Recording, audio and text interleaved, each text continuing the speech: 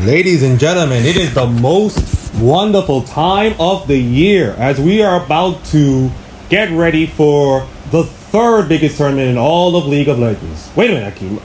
Wait. Third most important League of Legends tournament. What are the other two?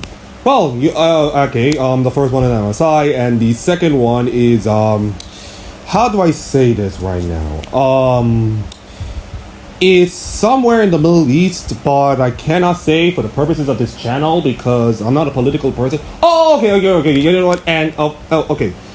So you're saying why Worlds is the third most important tournament? Well, of course. Well, let's just see the reasons. The format is crap. The single elimination is crap. The fact that MSI for the last 2 years is actually cool right now, and the fact that they do it in the stadium instead of having weeks on end and having days off and all kind of stuff, moving around and all kind of stuff. Yeah, these are probably the reasons. Okay, I see what you mean. Okay, you know what? Carry on. Okay, so, you know what? That's not important here. What's important is that the road to Worlds is here.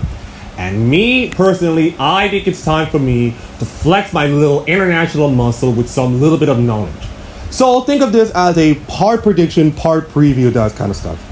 Instead of just looking at, which team, all the matches and all the games and all the kind of stuff, which makes me feel boring to me to look, I decided let's look ahead. Let's predict which teams will qualify for the World Championships right now. Yeah, let's just do this right now. Instead of just all the time in the world, just do it right now. Let's just go right ahead. Let's just pick our teams who go to Worlds. We don't need to see it in matches. We don't need to see any hypothetical. Just put the teams in, and we can make Worlds right now. We can just put Worlds right now in the month of August if I don't care. So these are based on how the teams have been performing throughout the international tournaments, including MSI and last split tournaments, and see my general occupation about it.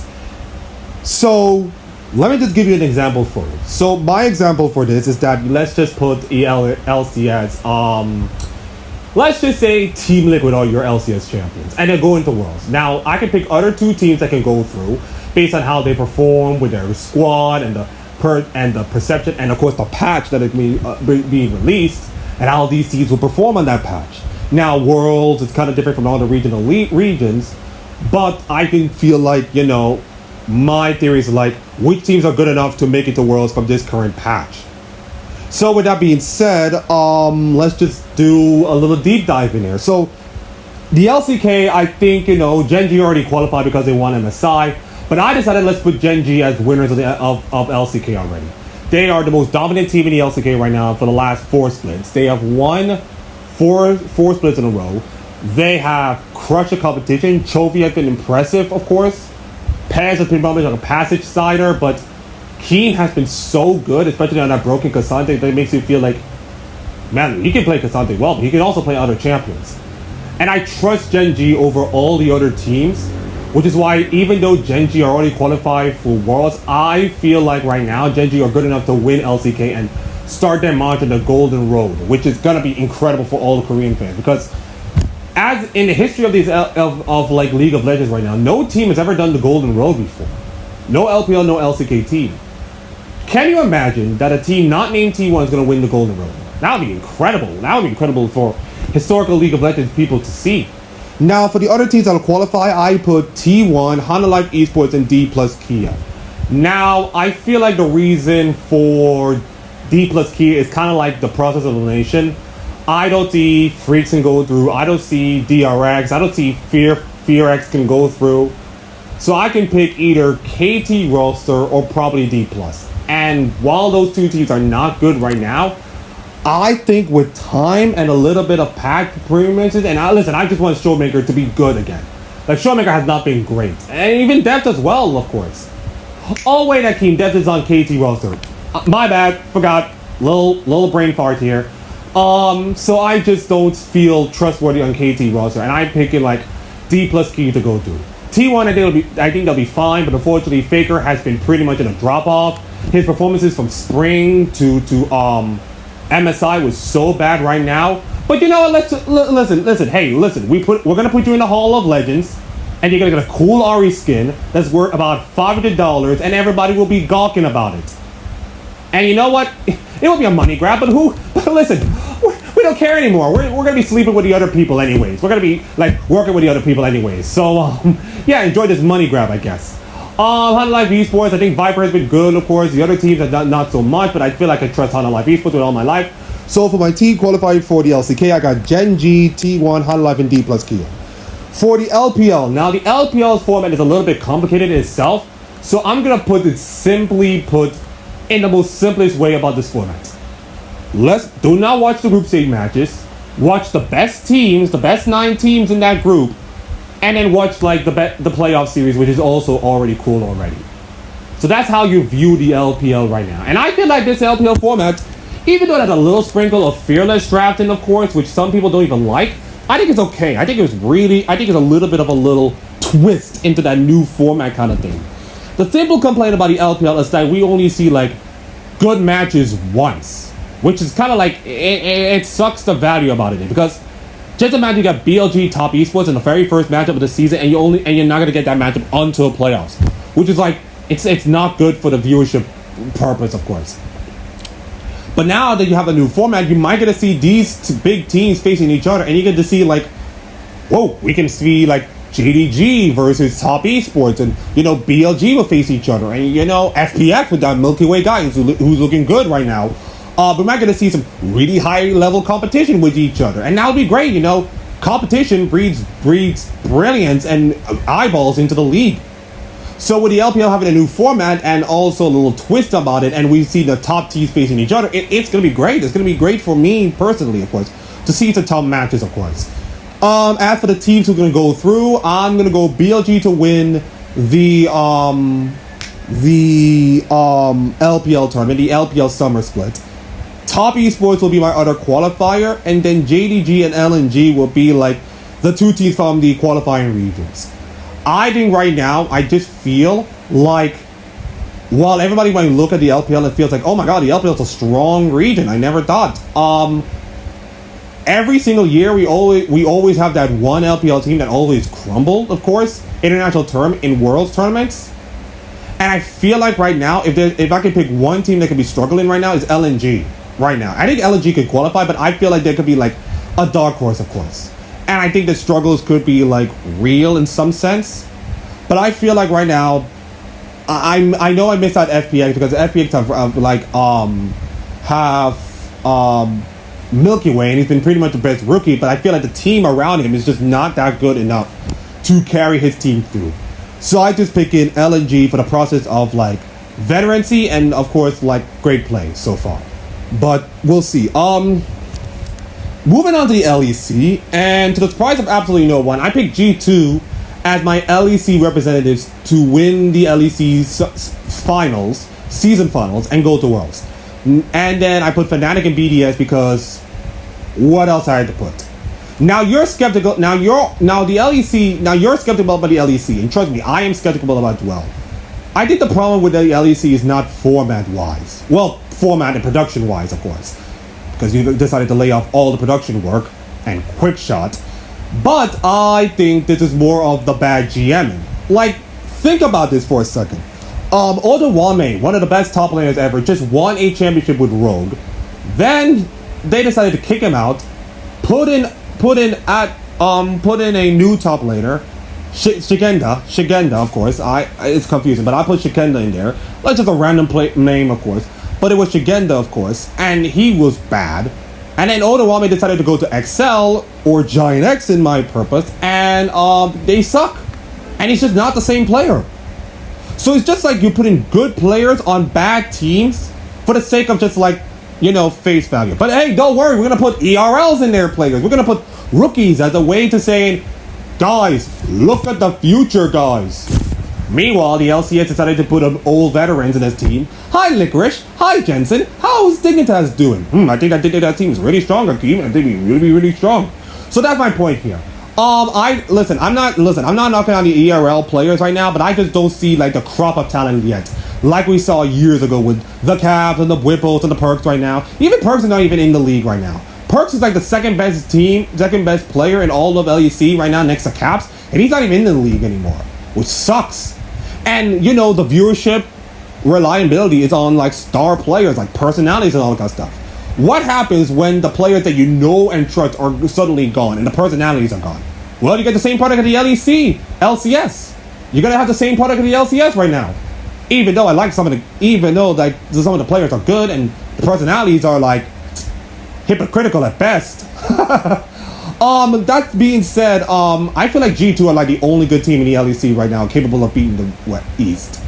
If G2 would have won that one game against T1, or if G2 would have showed up that day against that T1 team, I feel like G2 would have been a top 3 team.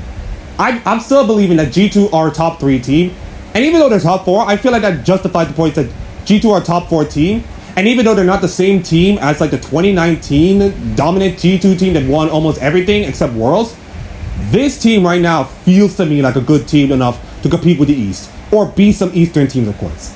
And listen, G2 did not do this in a tournament that is so soft right now. They did it in a really hard tournament with double elimination and all that stuff. They beat the PSG team that came close against BLG.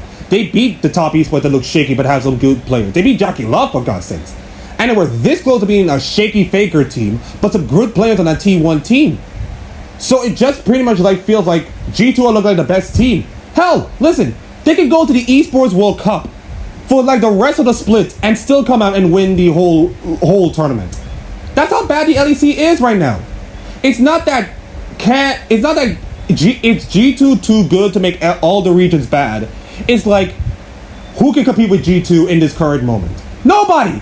Absolutely nobody right now.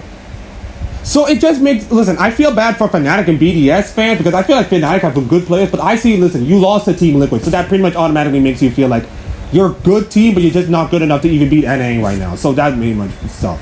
And BDS, I just throw BDS because I think they're veterans, but unfortunately they have the same number of players, so no amount of change. So yeah, it's going to be rough for them. I'm not sure about Mad Lions. I think this Mad Lions rookie team that fell off, of course. Vitality are okay, but I just don't see that right now. And Karmine Corp is just the nobility has ran off of me right now. Even the fans are so toxic. So right now, I just feel like G2 are going to be the only good team in the LEC. Which, listen, I'm fine with that. I'm fine with a one-team league, except with Manchester City and PSG right now. It's not. But I'm just fine with G2 being good enough to beat the Eastern teams and carry the flag of Western civilization, even though many people do not want to admit it. I'm fine with that. Next up is the LCS. Now, I got Cloud9 to win it, and boy, please, I just want this Cloud9 team to win. Now, listen, I'm not a fan of Cloud9 right now. In fact, I'm not even a fan of LCS in general. Like, listen, I'm going to give Mark Z a lot of credit. He is doing much with little. He is kind of like the manager for Manchester United right now, who are looking absolutely trash and not having good at the moment. The fact he decided to do best of 3, and listen, this is gonna be my little rant about the LCS right now. The fact he's doing best of 3 years ago, when everybody in the region is doing best of 3s and realizing the best of 3s is a good idea, it just makes you feel like a slap in the face. Like it's kind of like the WNBA decided to do charter flights and never tell us why the charter flights. Because of Caitlin Clark. Oh, shut up. 22 years, damn it. 22 years without charter flights. And you can't even give us good reason why we have it now? Not even Brittany Griner, of course? Anyways, sorry. Off track here. On track, I feel like the best of 3s is pretty much good right now. I know it's single round robin. Ugh, sucks. With only 8 teams, of course, which is fine in the current scheme. But right now, it just feels like we're one step closer to just like, and ladies and gentlemen, Akeem Hong is reporting live that the LCS and CV Lord and LLA is going to be merged together to make one American league to grow the viewership in all of Americas, which is kind of like what will be the 2025 news or the 2026 news, whichever comes first. But stay in the moment right now. Cloud9 is my team to go to Worlds, and followed by 100 Thieves. And you know what? Let's just do the LCS kind of prediction. Since I cannot trust any LCS team to do well in this tournament, let's just throw Shopify Rebellion. I was back and forth before recording this video about like Team Liquid and all this kind of stuff. But I decided it's the LCS. I can't trust the LCS these days, so give me Shopify Rebellion to qualify Worlds. Yeah, why not? Just give me Shopify Rebellion to go to Worlds, and I'll be fine with that. Alright, moving on. LLA, I got Rainbow 7 winning this whole thing. I mean, listen, Estral was okay, but I think Rainbow Seven has the experience, and they've been to a final before. I think I'd be hungrier to even win back the LA crown, so I got Rainbow Seven to win. For PCS, so two teams will get into PCS right now. I got PSG Talon because the obvious, and because right now I feel like PSG Talon are more equipped to beat international teams than rather than the LCS. I mean, come on, listen. The LCS are so bad right now that they can't even beat PSG Talon. FlyQuest lose to PSG Talon. Yet this PSG Talon nearly beat BLG. So tell me, Hakeem, what resources should we invest in the region? A region that cannot have high schoolers producing the game, and have the entry looking bad, and have no celebrities in NACL, of course, or a region that is hardworking, grown, develop, and all that kind of stuff. Which resources are you gonna put? Hey, we're gonna put this on an LCS, and dude, that's not the point. Anyways, that's not the point. Here it is. So PSG Talon is probably gonna go to Worlds. I think my DFM will be our second representative because it's DFM, of course. And I think, a Japanese representative to go through from the PCS to show that, it's not all just PSG Talon going. And I think if, look, PSG Talon dominated PCS is probably good and bad for the region, because it's good because they still dominate the region, but it's bad like none of the other teams other than that can show. But if DFM can show a good performance, which they always did in the LGL format, then I could just feel like, okay, the PCS is not just a PSG Talon run. So there's that, of course. And then last but not least, I got CB LOL, and I'm going with Loud, of course. They've won this tournament before. They're going to be good enough. I think they'll be pretty much good enough. They're probably going to be Pain again, and I think, Loud's going to go to Worlds and probably disappoint themselves again. Now, you notice I didn't put Vietnam in there because VCS have this whole match fixing scandal to put in, and we don't know about the details about it. We don't know if they're going to do a league or something, or maybe they're just going to kick the can altogether because of this holy cow match fixing scandal. Is going to wreck the entire league, of course, in half, or probably wreck the entire league in whole. So that's why I didn't put the VCS in, because predicting the VCS right now in its current state is pretty much bad right now. So anyways, that's pretty much how I predict all the teams to go to Worlds in this current moment. It is June 5th, 2024, and Worlds are not stopping until right around October, of course. So that's my predictions, of course. We will find out if I was right or I'm wrong, and we'll see which way it goes. I will probably update it in about a month or two to find out if I'm right or wrong. So anyways, thank you for watching this video. If you like the video, please like this video. If you want to subscribe, please like to subscribe, and I will see you later. Ciao!